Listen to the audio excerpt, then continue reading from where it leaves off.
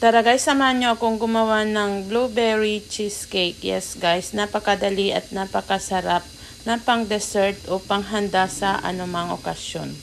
So, una, kailangan muna nating ihanda ang mga ingredients na kakailanganin natin dito. Meron tayo ditong 2 bars ng cream cheese, 1 can ng condensed milk, meron din tayong blueberry jam, all-purpose cream, butter, and Graham biscuits.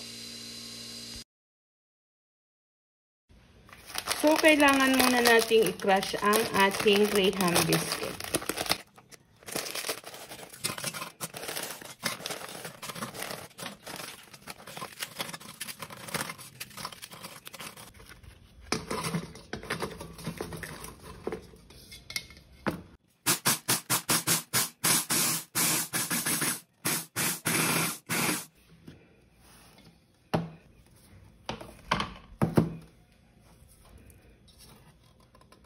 So, kailangan ng ganito guys. Transfer natin sa mixing bowl.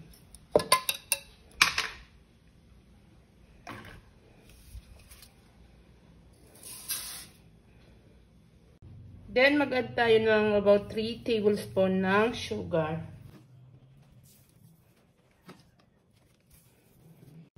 Then, halo-haloin. Tapos, idagdag na natin yung kalahating cup na minelt nating butter. At haluin, guys. Hanggang ma-incorporate yung butter sa ating crushed biscuit. So, pag naihalo na yung butter at biscuit, i-transfer natin sa springform pan. Then, isahin nating i-press sa bottom ng ating pan. I-spread natin. Tapos, pag pantay na nating na-spread, i-press natin with the use of clean cloth. So, meron tayo dito 3 sizes. Yung pinakamalaki, susunod at yung pinakamaliit.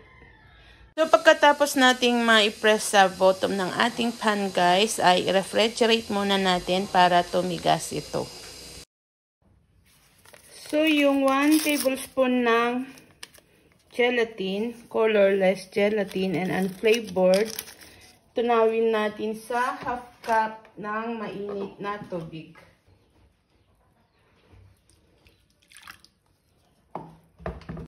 Halo-haloin natin and set aside for later use, guys. So, i-beat muna natin yung 2 bars ng cream cheese.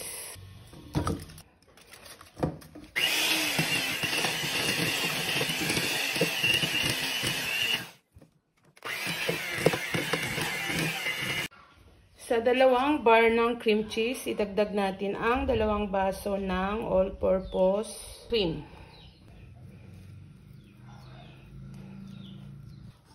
Then, beat again.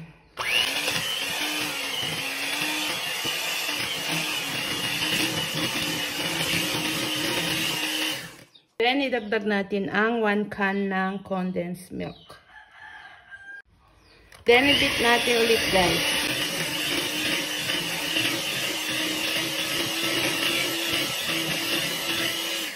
So, bago natin ituloy-tuloy yung pag-beat, kailangan nating i-scrape yung bottom para ma-mix lahat. So, idagdag na rin natin guys yung ating melted na ay yung ating gelatin. And beat again.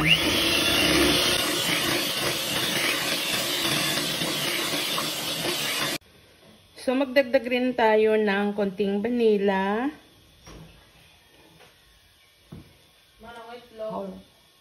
At lemon juice.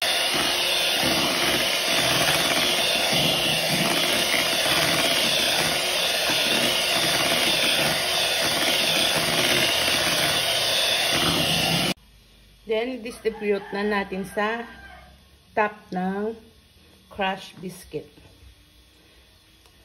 Na-refrigerate na yan. Kaya matigas na.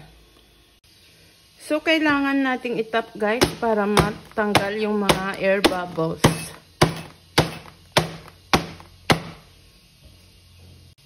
Then, magtap na tayo ng blueberry. So, this is it guys. Tapos na ang ating no-bake blueberry cheesecake. At napakasarap, napakadaling gawin. Paniguradong hahanap-hanapin mo guys. Dahil napakasarap as in. So, thank you guys for always watching and follow for more.